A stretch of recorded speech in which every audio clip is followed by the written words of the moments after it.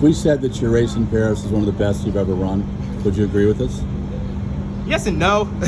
There were a lot of fun things about Paris. Like, I was looking at the data sheets, and there was a lot of improvement. I hated that negative wind. Like, that race would have been so much faster if it wasn't negative. But I'm looking at it, I'm looking at the 10-meter increments, and after like I hit 60 meters, I ran 60 meters in it was like 6:54, which is pretty close to my PR. So I was like, well, that's good. And then I'm looking at the rest of the race, and it's like, okay, 0.85, 0.85, 0.85, 0.85. I'm like, woo! Okay, I like that. Into a negative wind. So I'm like, wow, if that was a negative, that could have been like 0.80, 0.80, 0.80, which is scary stuff right there. So, yeah, I wouldn't say it was my most perfect race, but there was a lot of fun, good things from it. What will you do at USATF? Have you made a decision, you and coach yet? Yeah, we're doing the 100. We're just purely doing the 100. We had our talk yesterday because around this exact time we were in the media room, and I was saying, yeah, we decided not to do the double this year. No, this year we are completely dialed into the double. Cool. The way the season's shaping up with the rest of the 100 meters, does that kind of give you confidence? Because no one's really dominating too much. Does that kind of give you confidence that there's an avenue there for you to? Yeah, to be honest, I kind of assumed this was gonna happen. Coming off of USA, it's like I feel like everybody was gonna be like, all right, they get a little comfy with their positions, and I'm like, all right, that's my time to strike. But even if everybody was running 9.7, I'm still gonna go up there and be like, yeah, I'm gonna win this. Definitely. You got to see the French Open over there. Shout out Maria, shout out good people, man, all that. Frank Ntilikina, you got to sit down and talk to it. Yeah. What was the most fun thing about being Paris off the track for you? To be honest, it probably was the French Open. Me and Frank, we actually have the same massage therapist, Mona, and because we were talking, it was like, yeah, where you from? I'm like, I'm from Claremont. He was like, I know Claremont. I know there's no reason that you should know Claremont. How you know Claremont? He's like, yeah, my massage therapist is out there. Mona? He's like, yeah. Started to open a whole nother door to conversations, and I actually, he was talking about, I'm trying to get into healing my body, and I was telling him how I do my stuff in physiotherapy. He's like, oh, bro, I was like, I can introduce you if you want. He's like, bro, that would be amazing. And a week ago, my PT went out to meet him, and they hit it off, and hopefully that they can have a good work ethic together as well. But I think it was really cool. He's a really down-to-earth guy, and I think he's definitely one of those basketball players you should meet in your lifetime. He definitely is. What did you think about the Atlanta, the Adidas Atlanta games? You seemed like you had fun there. No, it was a lot of fun. Yeah, I feel like that definitely was another stepping stone onto what Boston was trying to do. It was just a better area, a better space. It involved an all-day thing. It kept everybody engaged, and I was telling them before the meet started, I was like, you're gonna need a bigger screen. And like, yeah, we know, next year. And I'm just like, you better believe next year we're gonna need a bigger screen. But I saw that excited energy of, oh shoot, we're this close to the stars and we want to be even closer type energy. And I was like, this is the energy that I feel that track and field should capitalize on. It's probably not going to be the 360 stadium as much. It's, guys, we need to sell the up close and personal as a fan. You get to touch the athlete type vibe. Do you like signing autographs and doing the selfies with the kids? Yes and no. I like doing them, but it becomes really overbearing when I gotta sign 1,000 of them, and there's like nobody to help me say no. So it's like really hard. I've been telling a lot of track meets I've been telling Mark, it's like, hey, we need to start asking for security every track meet we go to now, because it's been getting super intense. Because everybody knows that I like to do pictures and autographs, so they will start actually, coming to me with that energy. And, especially if I see a sign that says my name on it, or it has a picture, or like t-shirts, it's like, I gotta stop. I can't not stop. What's been the most intense in terms of like fans, or like at least that type of atmosphere where you would hope that you guys do get security just in case? Yo, Jamaica was really wild. They stormed the track. Like, I've never seen a track stormed. Wow. Bolt came out and we were doing our thing. I went over to the corner, I did some media over there, and then all of a sudden the track meeting, and guess what? The security left, and those fans just rushed through the gates, and I was just surrounded. I had, me and my coach and a few of my agents, helpers, they were just backing down people, and we're trying to do pictures, but at a certain time, the anti-doping agent came around. He's like, hey, we gotta do drug tests, and I'm like, oh, it's time to go. Got you. And want to ask you, if you, besides more security in those situations, being commissioner of track, you've seen, of course, the RG3, Manuel Ancho discussion's been in the fine to them. If you were full commissioner or full Sebco track right now, what would be one rule that you put in place?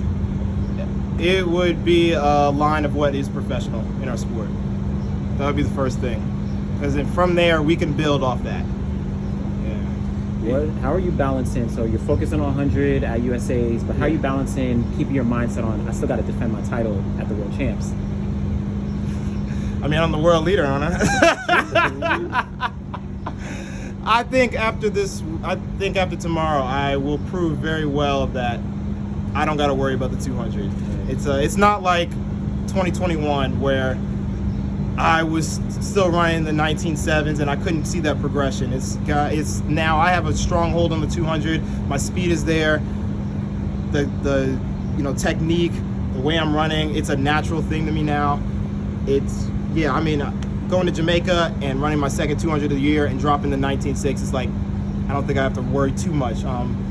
After this, the next 200 that I'm going to be running is going to be in London. So we're still keeping the 200 in play. Cool. We're still practicing for it. It's it's not out of the picture completely, but I'm not too worried. It's a very natural feeling for me. So you feel comfortable when it's like, okay, I got to get into 100-meter mode, but then switch over to 200-meter mode when it's like that time comes? I believe that as we get closer to Worlds, the events will start to feel a lot closer together, especially in the first part of the race.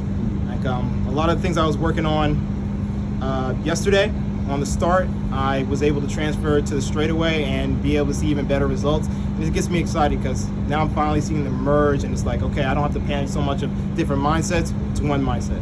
And you're about to have possibly the most sub 20 200-meter times. You already set on that path with that. That's still an incredible accomplishment, man, where you Addison almost was saying with that. Just your whole thoughts, man, on just how massive that is, because it's still hard to run sub 20. Making this routine like it is. Yeah, it's funny because I was actually watching your video.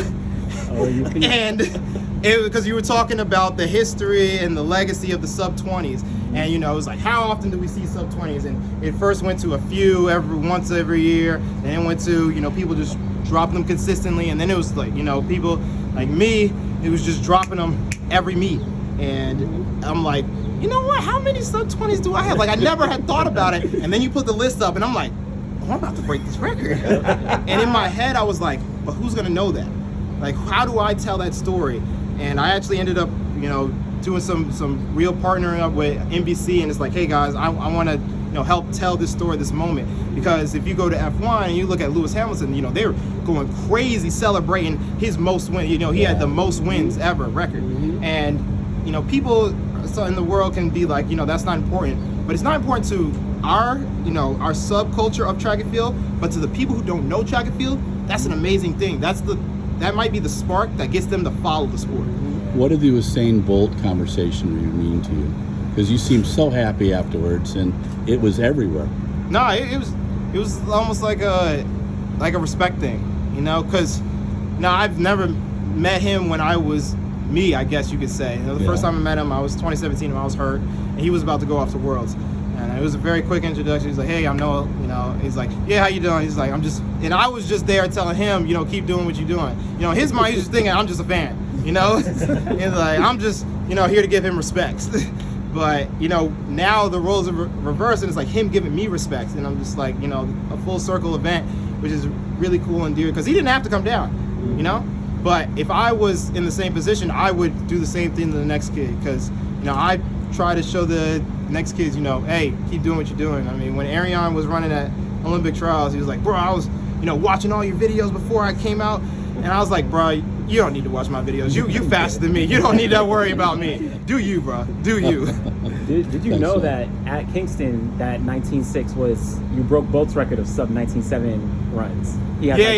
I did know that. Yeah. Okay. Yeah, that was a big deal. Yeah, I've been keeping track of them. I just didn't care so much about that one. I like the 19 overall, the sub 20s. Yeah, I like that one a lot. So I'll be tying it tomorrow, and I guess London will break the record. Anybody from the fam coming tomorrow through? How you had a big crowd? Oh gosh, everybody's coming. We got moms, pops. I got grandma. Quite a few cousins, uncles, and aunts. I got some more just people who've just been supporting me since high school. My sister's coming, which is a rare occasion. That's rare. That's It's a very rare occasion. At least I think she's still coming. I gotta double check. She might have backed out because of work, but yeah, it's really exciting. I think it's gonna be a lot of fun. Tons of family for sure. No, Lyles. Yeah. One and only. Thank you so much.